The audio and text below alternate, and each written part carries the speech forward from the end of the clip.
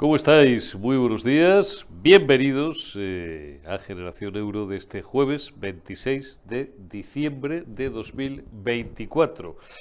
Os advierto siempre que esto está grabado unas horas antes de su emisión, por eso hoy intentaremos dar las mínimas referencias a la actualidad y hablar de cuestiones de fondo, pero que son cuestiones de estos días y que tienen mucho que ver con las mentiras que nos contó el pasado lunes en su balance anual Pedro Sánchez acerca no solamente de la situación política, social e institucional de España, sino también de la situación económica. Vamos a tratar de desmontar con el gran Borja García, que hoy nos ha hecho el favor de venir a vernos a los estudios de Periodista Digital algunas de las falacias económicas del presidente del gobierno, de su vicepresidenta Montero, de su vicepresidenta Díaz, de su equipo económico, de Carlos Cuerpo, ministro de Economía, y en suma de la propaganda oficial. Borja García, ¿cómo estás? Pues bueno, encantado de estar aquí Bienvenido. con todos ustedes, pero primero felicitar la ¡Feliz Navidad Navidad! a todo el equipo de Periodista Digital, Y a todos los que nos escuchan Esto es. y a todo el mundo en general. Luego simplemente puntualizar que la semana pasada tuve un pequeño lapsus lingüe que No pasa me refería a la cadena SER, obviamente, no me refería a la cadena COPE, Entendimos pero bueno, todos. yo creo que se entendió. Y efectivamente, pues el presidente del gobierno, como siempre, coge los datos que le interesan y obvia la realidad evidente. Él dice que somos el país que el crecimiento de España está siendo espectacular, eso es un dato que es cierto, crecemos al 3,3%, pero dice que, claro, que las familias españolas no notan este crecimiento por los bulos de la ultraderecha. Bueno, pues esto efectivamente no es así. O sea, las familias españolas no notan este crecimiento porque las familias españolas no están aumentando su poder adquisitivo. Es decir, el 97% de este crecimiento, de este 3,3%, viene porque ha aumentado el número de trabajadores que no son nacidos en España. Entonces hemos pasado de tener 3.400.000 trabajadores extranjeros a 4.700.000.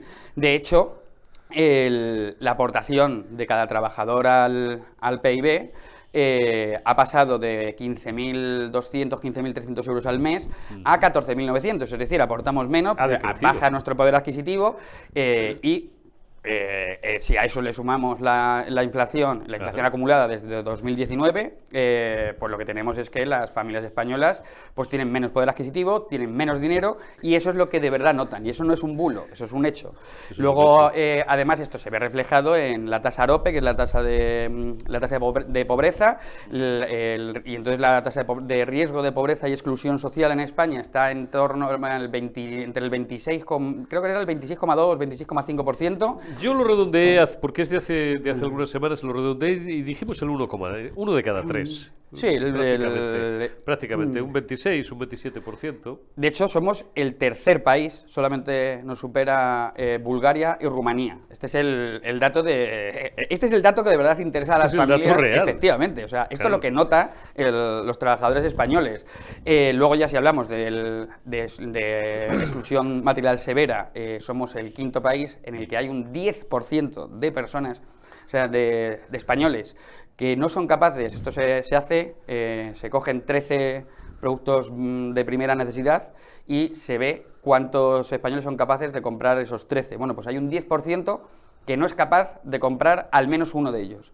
Entonces, es normal que los españoles sientan que su economía cada vez va peor, es normal que los españoles sientan que cada vez son más pobres, y es normal que los españoles sientan que la economía española, lejos de ir como un cohete, lo que va es como un triciclo con las ruedas... con las ruedas... sí, te iba a decir con las ruedas pinchadas, no, pero bueno, con como las ruedas... de aquellos supermercados, ¿te acuerdas que al principio, hasta que tardamos años en aprender esto, decíamos, coño, si es que siempre se va para un lado, y tú pensabas al principio que eras tonto perdido y que siempre cogías pues el que estaba en las ruedas un poquito tal, ¿no? Y cuando volvías a la semana siguiente y volvías a la siguiente y a la otra y tal, y cogías cualquier otro carro, ¿no? Y veías que siempre se iba para el mismo lado, decías, joder, están todos los carros mal, ¿no? Y hasta que alguien ya nos explicó, había libros de estos maravillosos de los años 90 y de 2000, ¿no? Estos libros como economía para dummies, en efectivo con tarjeta, estas cosas que leíamos cuando teníamos 20 y tantos años y nos decían, no, si no es casual, los carritos tienen las ruedas tocadas para arrastrarte hacia determinadas góndolas y separarte de otras, ¿no? Para meterte determinados productos por los ojos. Pues esto es básicamente, es exactamente lo mismo. Tampoco habla el presidente del gobierno de que llevamos, no sé si son ya un lustro, llevamos 5 años liderando la tasa de paro en la Unión Europea, la tasa de paro femenino, la tasa de paro juvenil.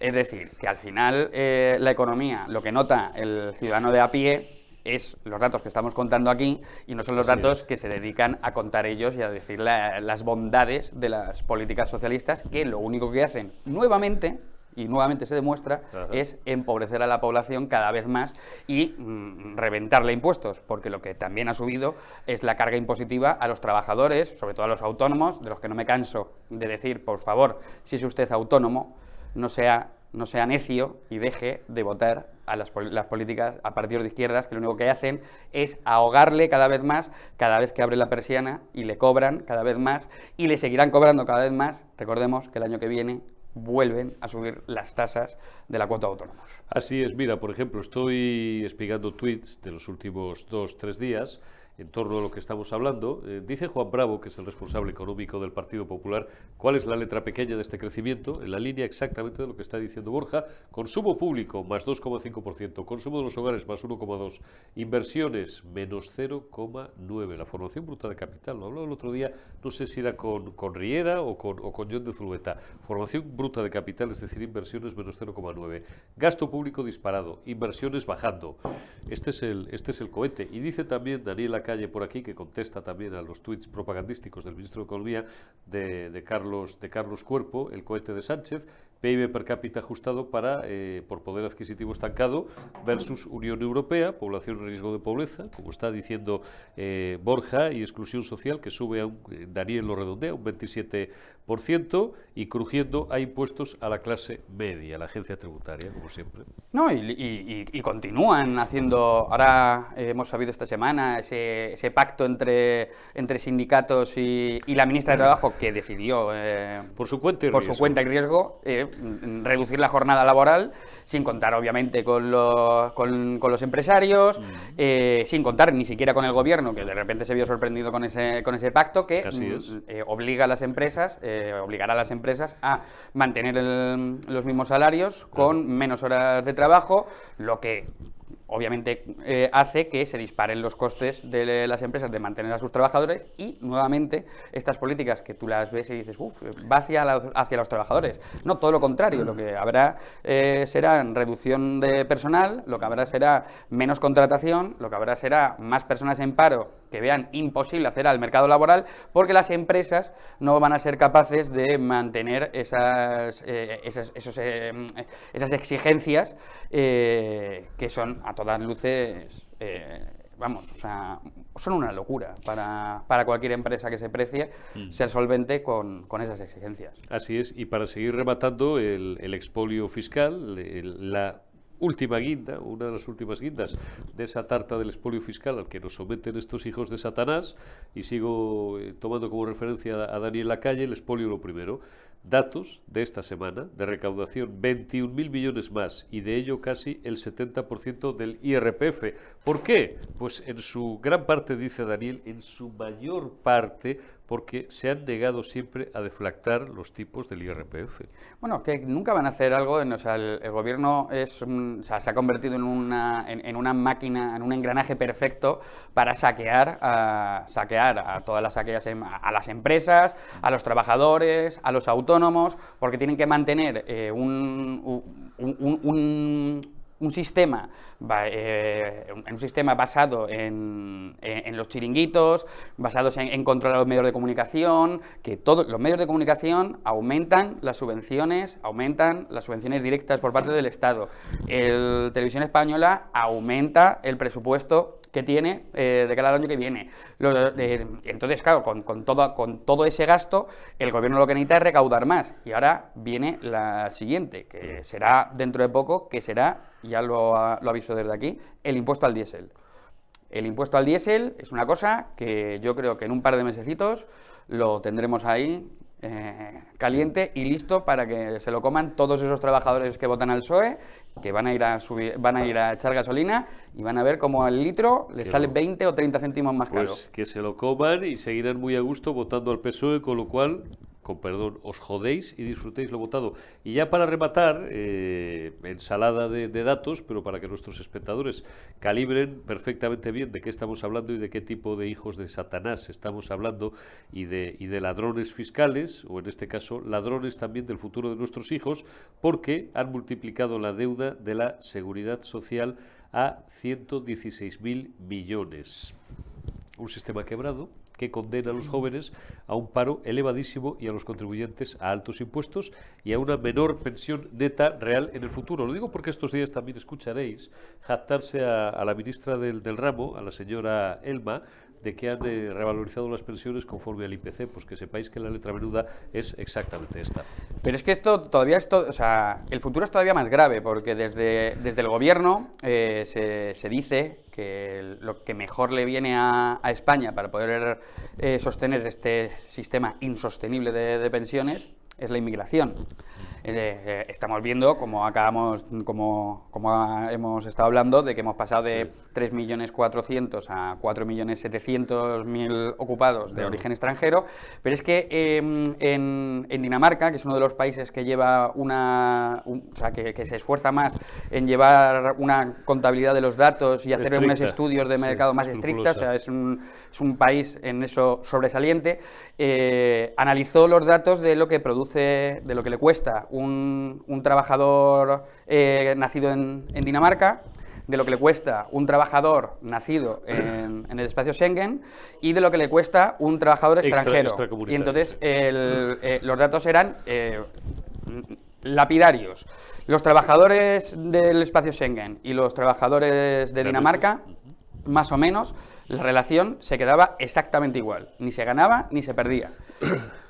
De los trabajadores extranjeros que no procediesen del norte de África, o sea, de Musulmania, vamos a llamarlo, estaban un poquito por debajo, era un 0,6, un 0,7, es decir, perdía el Estado un 20, un 30%, claro.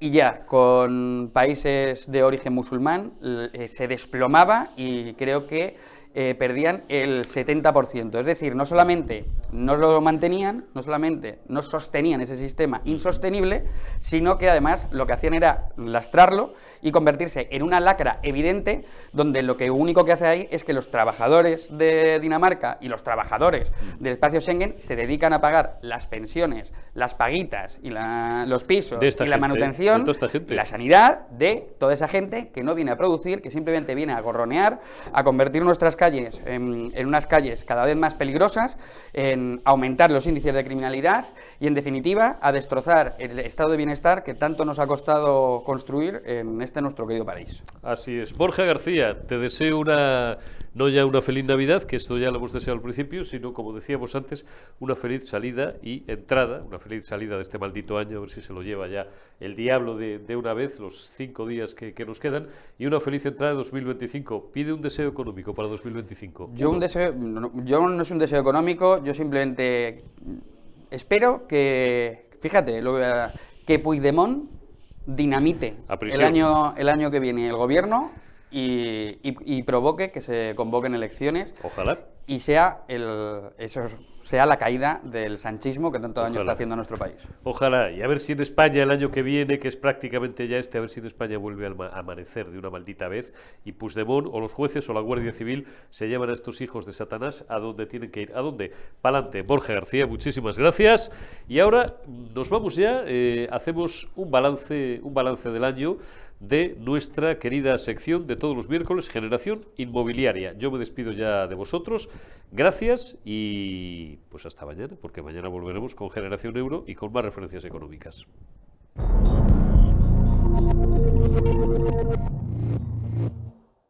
Y hoy tengo muchísimo gusto en Generación Inmobiliaria, digo, como cada miércoles, con los amigos de Gilmar, que siempre nos acercan enfoques y cuestiones muy interesantes de este amplísimo y apasionante campo que es el mercado inmobiliario. Digo que tengo el placer de saludar a Raúl Oca, que es consultor senior del Departamento de Locales de Gilmar. Don Raúl, muy buenos días y bienvenido a Periodista Digital y a Generación Euro.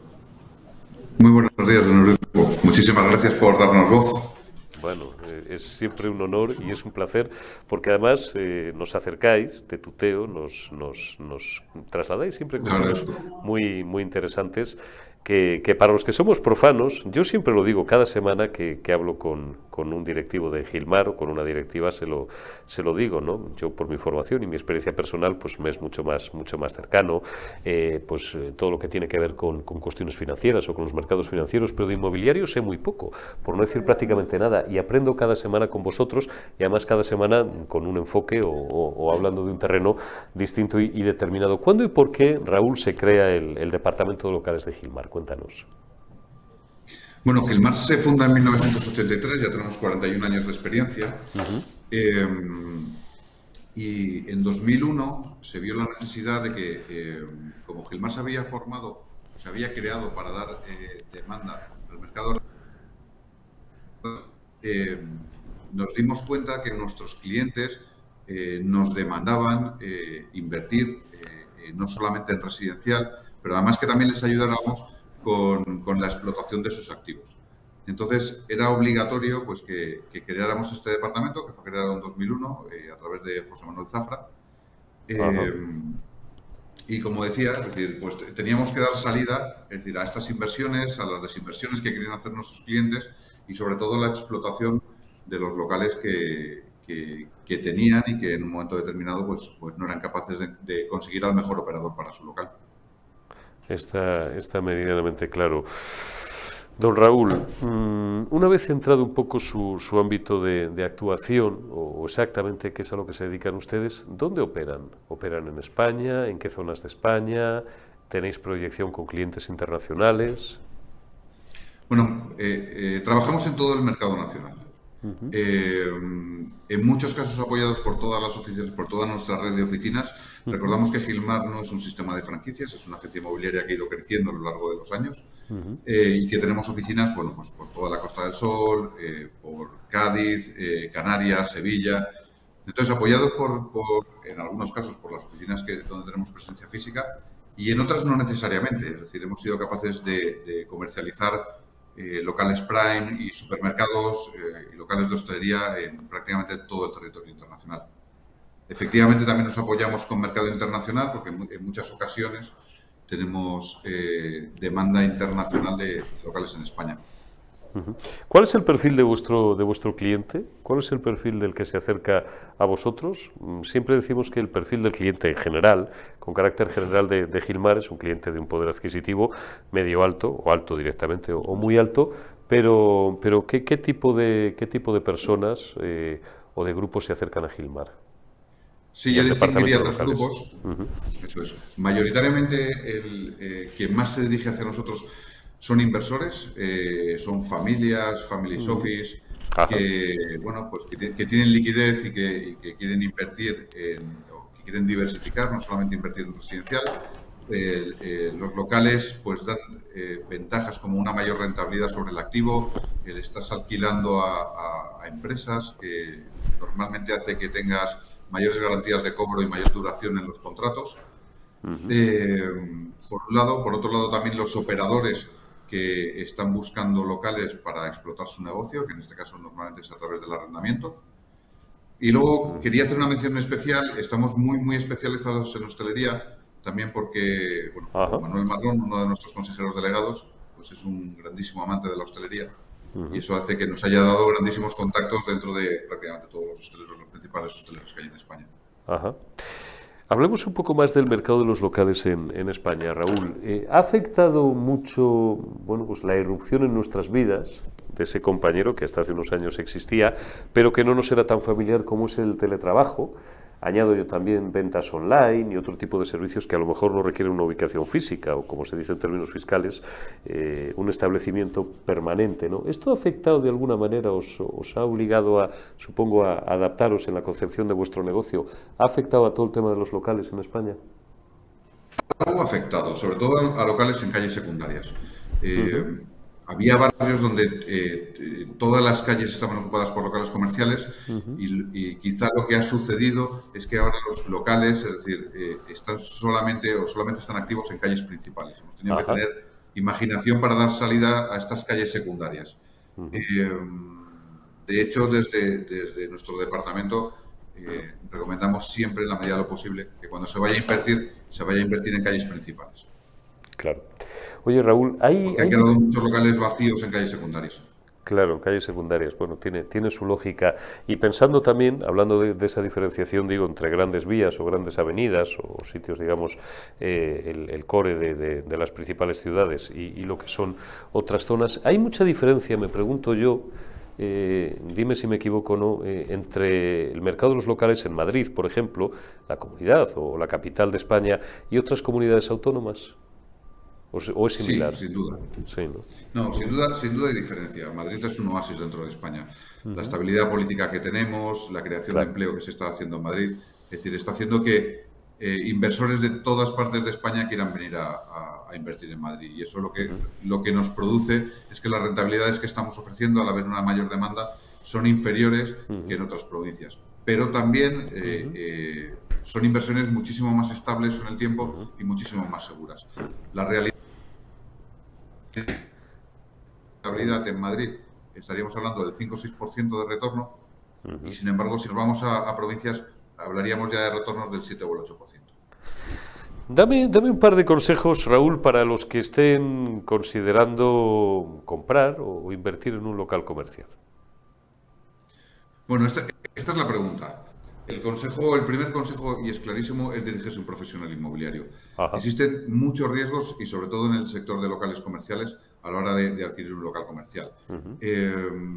Por poner un ejemplo, tuvimos un cliente que estaba a punto de comprar un local comercial para abrir una guardería y estatutariamente estaba prohibido por la comunidad cualquier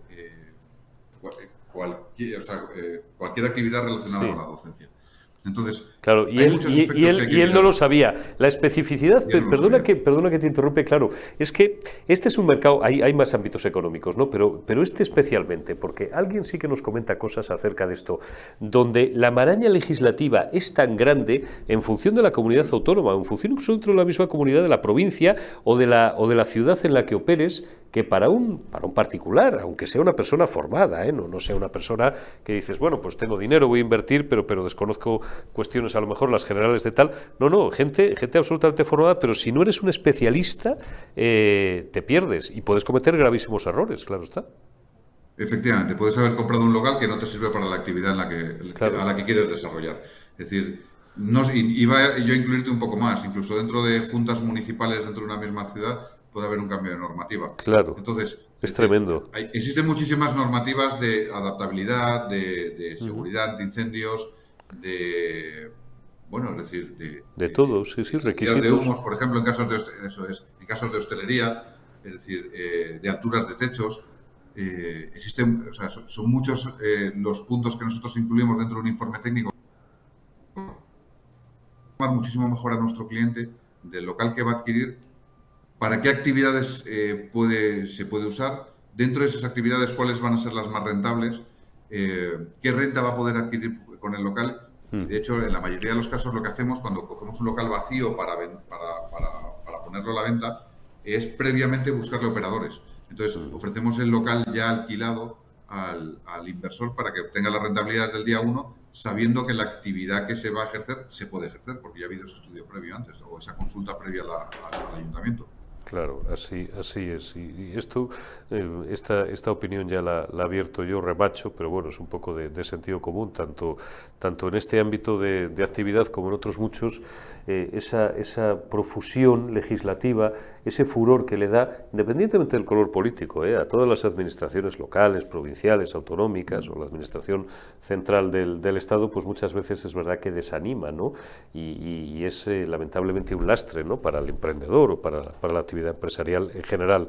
Raúl, no te voy a robar mucho más tiempo. Te hago la última simplemente. Saca la bola de cristal, que es un ejercicio que me gusta a mí mucho. También se lo pido a veces aquí a los analistas políticos que me acompañan, ¿no?, y tal. Saca la bola de cristal y hazme una especie de predicción en la medida en la que puedas, del futuro. ¿Hacia dónde camina o hacia dónde va el mercado de locales en España en los próximos años? Sí, las predicciones ya saben que pueden ser erróneas, es difícil. Claro. Lo que yo sí puedo decir es que desde 2014 hasta 2024, la última década, el mercado de locales ha estado muy estable. Es decir, de hecho, los precios han ido aumentando, las rentas han ido aumentando, el consumo ha ido mejorando, que al final es de lo que depende, ¿no? Las rentas y las ventas de los locales comerciales. Y lo que estimamos, un poco lo que decía antes, que es importante, es decir, el buscar ubicación dentro de un local comercial, porque las calles secundarias va a costar más darle reposición a estos locales, pero va a haber locales que siempre van a ser necesarios. Aunque llegue, ¿no?, como decíamos, el teletrabajo o la compra online, la gente siempre van a ser necesarios los showrooms. La gente siempre va a querer ir a ver, tocar y probarse la ropa antes de comprarla. Claro. Van a ser necesarios negocios de servicios, como puede ser la hostelería, como puede ser una peluquería, como puede ser un fisioterapeuta, que tienen que estar ubicados. Entonces, siendo bien asesorado, es decir, lo normal es que en los próximos 5 o 10 años se puedan tener inquilinos, es decir, que estén pagando las rentas con subidas de IPCs, es decir, que el mercado se mantenga estable en los próximos 5 o 10 años, salvo catástrofe política o, bueno, otra enfermedad, claro, ¿no?, otra pandemia o algo que no seamos capaces de controlar. Está claro. Estabilidad, bendita palabra, no solamente en el ámbito económico, sino en la vida en general. Estabilidad, tranquilidad y que todo siga discurriendo por sus cauces normales. Esa yo creo que es la clave, junto con la confianza que esbozaba yo en mi comentario editorial inicial. Creo que es la clave de una vida larga y relativamente exitosa o por lo menos fructífera. Don Raúl Oca, consultor senior del Departamento de Locales de Gilmar. Te agradezco muchísimo estos minutos que nos has dedicado y tus explicaciones que han enriquecido, como siempre os digo, un poco más nuestro conocimiento del mercado inmobiliario. Te envío un abrazo y hasta una próxima ocasión. Cuídate mucho, Raúl. Gracias. Un abrazo a nuestros amigos de Gilmar.